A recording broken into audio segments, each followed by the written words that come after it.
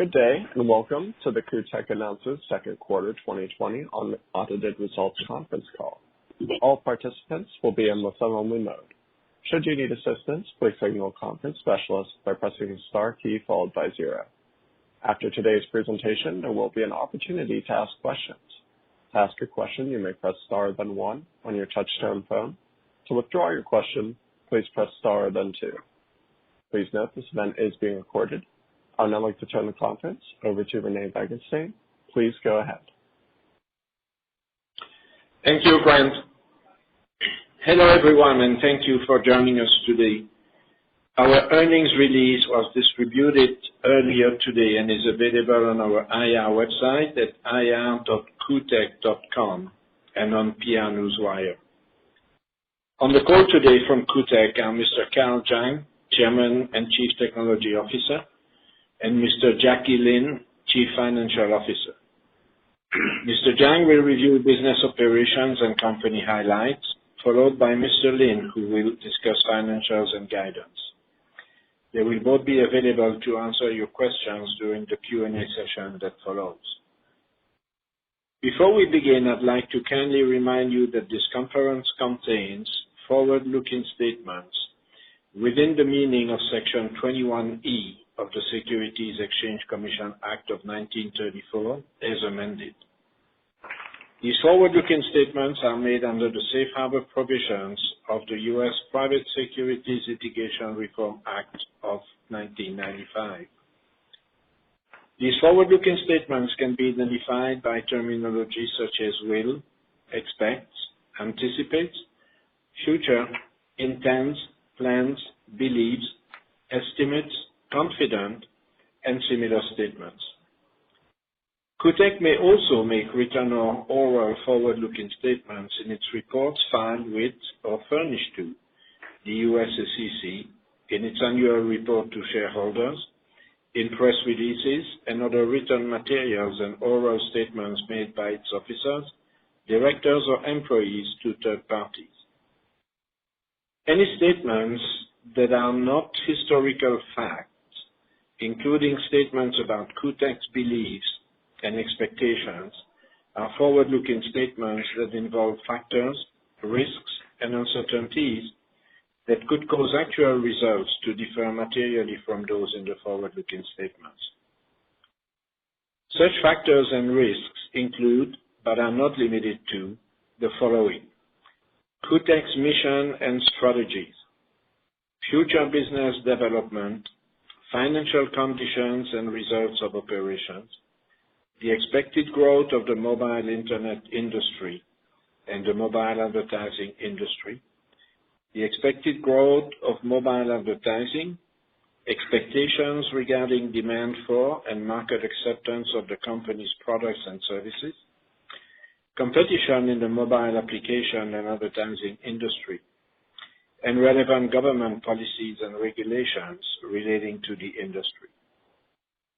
Further information regarding these and other risks, uncertainties, and factors is included in the company's filing with the U.S. SEC.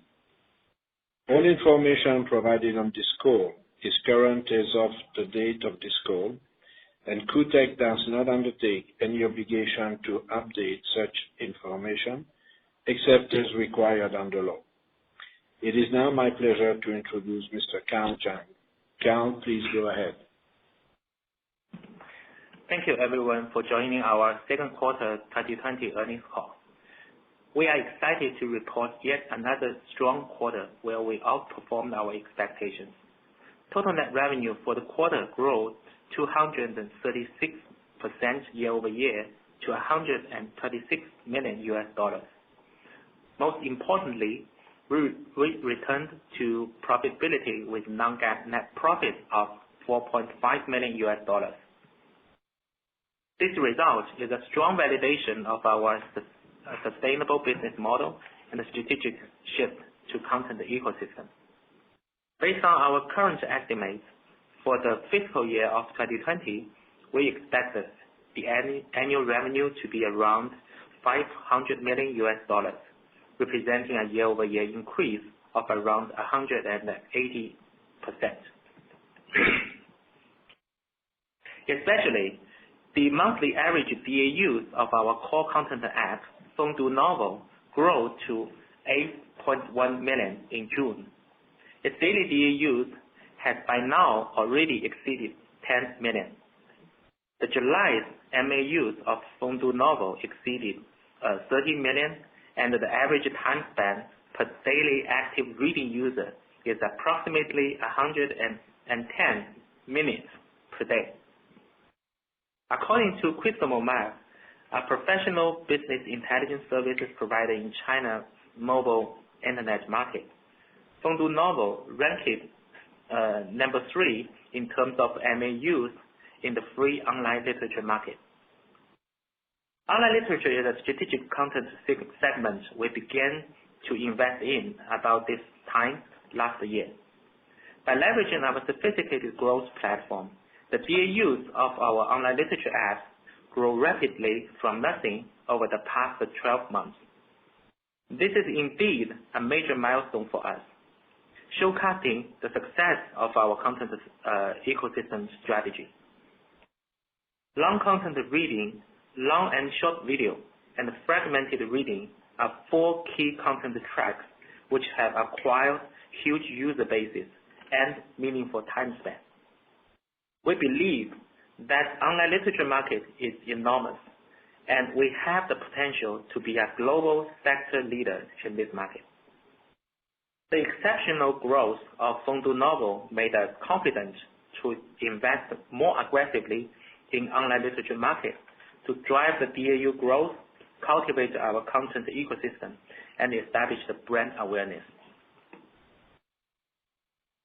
To support long-term growth, we launched the Fengdu Literature Writer Platform to partner directly with writers in the first quarter of this year. Now we have accumulated over 1,600 registered writers, and the books they published on our platform supported nearly 50% of total content consumption in terms of time span. We also developed an AI and data-driven system to enable our writers to produce more suitable content for our users and continuously adapt to changing demand based on data feedback. The platform that we are building is not just a place for writers to publish books, but also a platform to really enable them to improve their art based on a proper data metrics, so that even an average writer could possibly produce content that will perform well. I'm confident that all these efforts will ensure our long-term value and success in this track.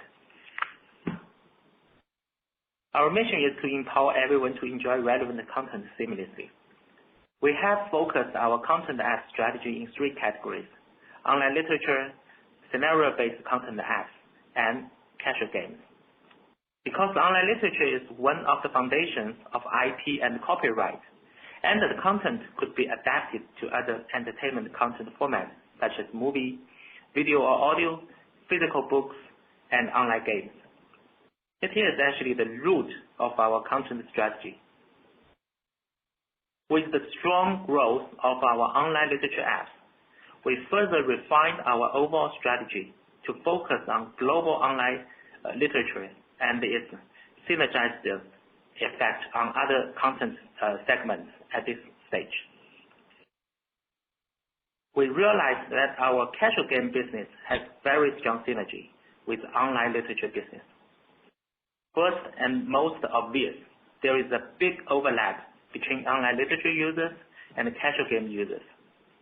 Second, there is a natural synergy at the IP layer. That is why we have continued to invest meaningfully since the fourth quarter of last year. The strong growth of our online literature apps explains why our casual game business ramped up so quickly since the fourth quarter of last year, validating the strong synergy between these 2 businesses. In the second quarter of this year, our casual game business delivered better than expected ROI. It contributed 45% of our total revenue during the quarter. This leaves us more confident in its enormous growth potential, and we will continue to invest more in the entertainment content segment. As I mentioned, online literature is one of the foundations of IP and copyright, and its content can be adapted to other entertainment content formats. We believe that there are other synergized business opportunities that we can capture based on our online literature business. Besides the online gaming business, we started to explore other opportunities this quarter. MAUs for our content-rich portfolio apps were 83.5 million in June this year, down approximately 6.5% sequentially, mainly due to a drop in MAUs for our casual games. We expected this because our focus during this quarter for online game business was to optimize user engagement for long-term growth. Despite this drop in MAUs of online games, the DAU remains essentially flat, which means the user engagement of our online game improved from 10.6% to 12.4%. And we also have seen strong DAU and MAU growth since the beginning of the third quarter. Our mission is to empower everyone to enjoy relevant content seamlessly. Our focus for now, however, remains on developing and growing our portfolio of content-rich apps to meet the evolving needs of users globally. With the strong growth of our online literature apps, we refined our overall strategy to focus on global online literature. To enlarge the user base and to improve market position, we will invest more aggressively in online literature market. We believe that our business at this stage is strong and our strategy is solid enough. It gives us confidence to shift all our efforts to focus on our new strategy. This quarter, we terminated the monetization of our legacy apps to mitigate the risks. Those legacy apps were removed by Google from Google Play in July last year. So we are unable to upgrade those apps, fix any bugs, or enforce any new rules, which bring risks. These actions have a short-term negative impact on both our top line and bottom line, but we are very strongly confident that we will fully absorb the impacts because our core business remains strong. Nevertheless, let me re-emphasize that our global reach strategy remains unchanged. We will continue to fine-tune this strategy with a focus on long-term growth. With that, I will hand the call to our acting CFO, Jackie, who will walk you through our financial results for the quarter. Thank you. Oh, thanks, Carl. Hi, everyone. I'm pleased you could join us tonight. And we had a strong second quarter. Net revenue was $126 million, up 236% year over year, and 18% sequentially, beating our guidance by $6 million. So far, we have sustained our rapid revenue growth rate in 2020. Net revenues are mainly generated from three categories of content-rich apps: online literature, scenario-based content apps, and casual games. For online literature, which was launched in 2019, MAU reached 28.4 million in June 2020. Average DAU reached 8.1 million in June 2020. That is a significant increase from a year ago. Fengdu Novel is now one of the top 3 players in terms of MAU for free online literature, according to Quest Mobile. We have seen the rapid growth of user base to continue after the period ends. Just a few days before our earnings call, DAU of Fengdu Novel grew further to 10 million, representing a higher than 10% month-over-month growth rate. MAU of casual games were 20.2 million in June. Casual games accounted for about 45% of total net revenue. They continue to generate considerable revenue and profits to our business. and to provide strong synergy to online literature products. DAU for TouchTile Smart Input product in June were about 133.3 million, down 7% from last year. MAU were 174.3 million, down 8% from last year. Since we are unable to acquire or activate users using Google services, we expect the DAU and MAU for this product will continue to drop.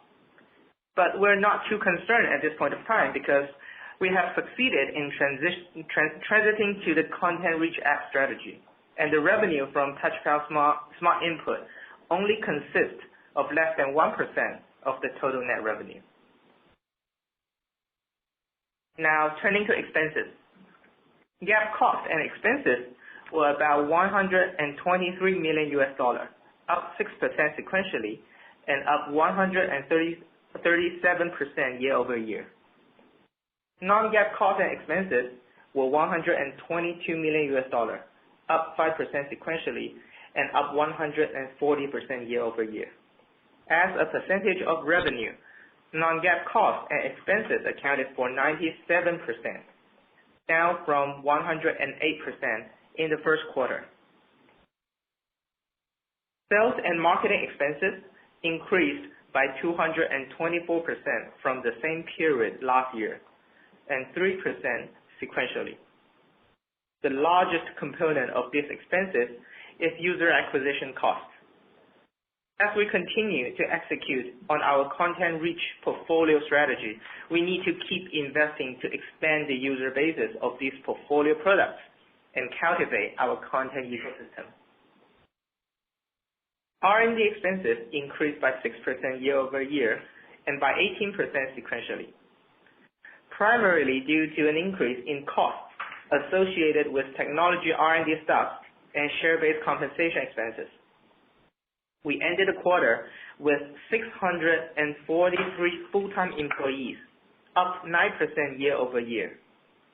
R&D employees represent about 61% of the total employees, compared with 63% last year.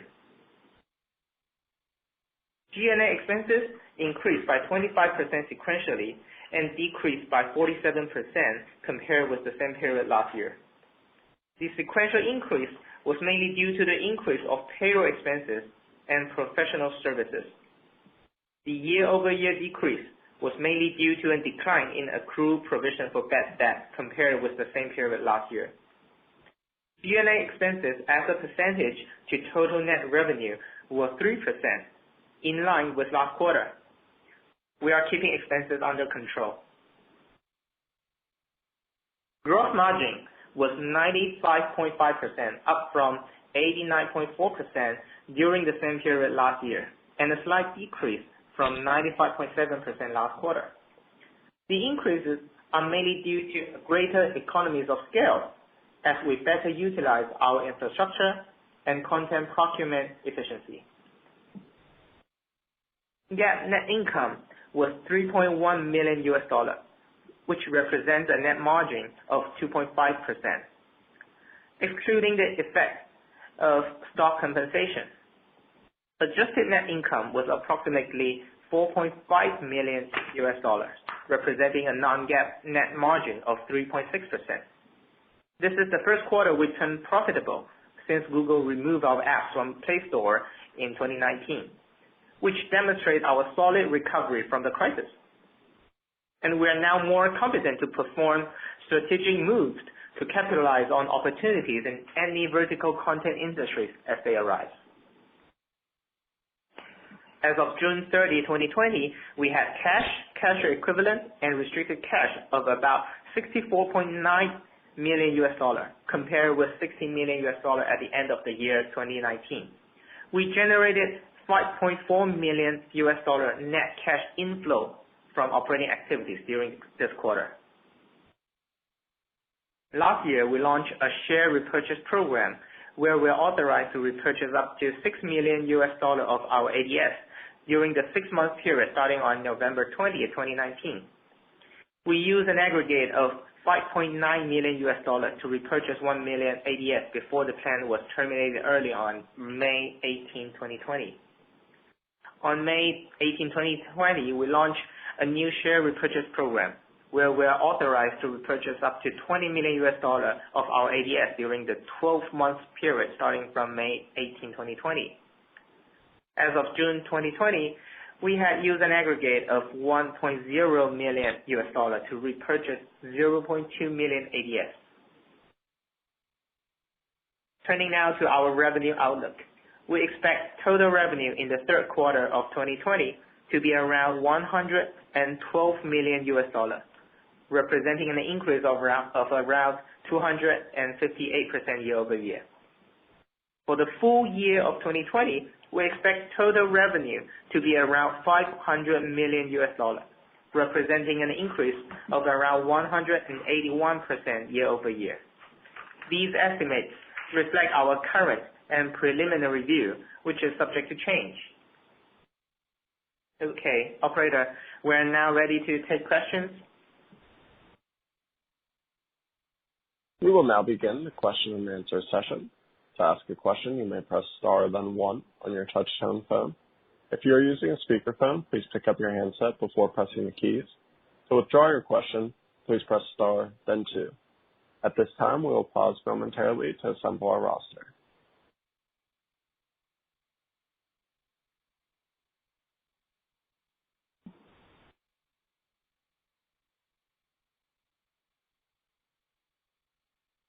Our first question today will come from Chung Alicia Yap with Citibank. Please go ahead. Hi, management. Thank you for taking my questions and congratulations on the solid quarter. I have 2 questions asking on behalf of Alicia Yap. My first question is regarding your online literature business. Because it seems like that the DAU continue to grow quite very well sequentially despite the normalization of user activities after COVID in China. Could you elaborate what are the main reasons contributing to the solid sequential trend in second quarter? And is there any preliminary targets for DAU by end of this year? And my second question is regarding the revenue from online games. Given the revenue contribution from online games is roughly at 45% this quarter, will online games become the major growth driver in the coming quarters? What will be the company's approach to growing the online game business versus online literature? And do you have any ambition of entering into any new categories of apps or new business models? Thank you. Thank you. I'll take this question. Yes, the DAU growth trend is quite solid, and I think the most important reason is that we optimize our content ecosystem to generate proper content which is more suitable for our users to consume. So when we establish our content ecosystem, we think more about how to enable our registered writers with AI-enabled data platform and the metrics. Instead of focusing on quantity of our books, we actually focus more on the quality. So this strategy increased the user stickiness and drive the long-term user retention rate higher. So user retention rate is key to drive DAU growth. So as I mentioned that we see online literature as a global enormous opportunity. So we don't disclose internal targets. So we do think that we have chance to be one of the market leader, not only in China market but global market too. So we expect the growth momentum remains strong in the coming quarters because of the excellent user retention rate. And as for our online game business, it actually benefits a lot from the fast-growing online literature business because they are highly synergized in terms of target user base and copyright. As long as we can sustain the growth momentum of our online literature apps, our online game business will continue to grow fast. But since the monetization of online literature is also promising, I would say that both business will be the major growth driver of the company. In terms of the plan, we actually released over 10 new games per quarter to sustain the growth. So we do have the plan to enter into new category of games. For example, we will try to release games with mixed mode, like user-paid elements plus advertisements. Thank you. Thank you.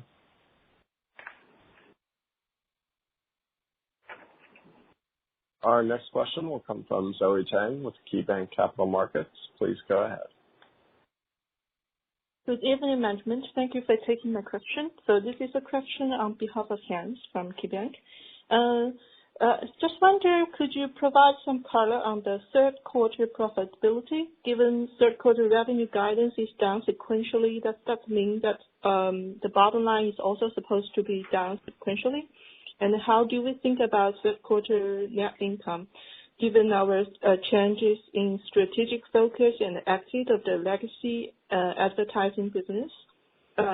What's the impact of that on our third quarter profitability? Thank you. Yes, here I want to emphasize that we have experienced explosive growth for 3 continuous quarters. And in the second quarter, we returned to profitability. So our core app, Fengdu Novel, is recognized as a future star in the market. So our business is proven strong and sustainable. So we are confident on our long-term growth. Based on the current business momentum, the management team made the following strategic decisions. So firstly, with the strong growth of our online literature apps, we refined our overall strategy to focus on global online literature and its synergized content segments at this moment. So to enlarge the user base and improve the market position, we will invest more aggressively in online literature market. So the investment return cycle of our online literature apps is longer than our online games. Investing in online literature apps results in short-term loss, but its long-term user retention rate is much higher, and the overall ROI of our online literature apps is very promising. So the investment we made this quarter will be paid back in the coming quarters and eventually bring more profitability. We believe that our business at this stage is very strong and our strategy is solid enough. So it gives us confidence to shift all our efforts to focus on our new strategy. So secondly, this quarter we terminated the monetization of our legacy apps to mitigate the risk. So those legacy apps were removed by Google from Google Play in July last year, and so we are unable to upgrade those apps, fix any bugs, or enforce any new rules which bring risks. So this action has approximately $20 million negative impact on both top line and bottom line. But we believe it's the right thing to do, and we are strongly confident that we will fully absorb impacts within the third quarter. And our core business remains very strong, and we expect our annual revenue of fiscal 2020 to be around $500 million. And nevertheless, let me re-emphasize that our global reach strategy remains unchanged. So thirdly, this guidance also reflected the conservativeness about the impact of COVID-19 on global advertising business. So the global advertising industry, especially US, is pretty much replicating the trend happening in China. The budget is recovering, but the eCPM is still below our expectation, about 5 to 10%. So we will see. Thank you.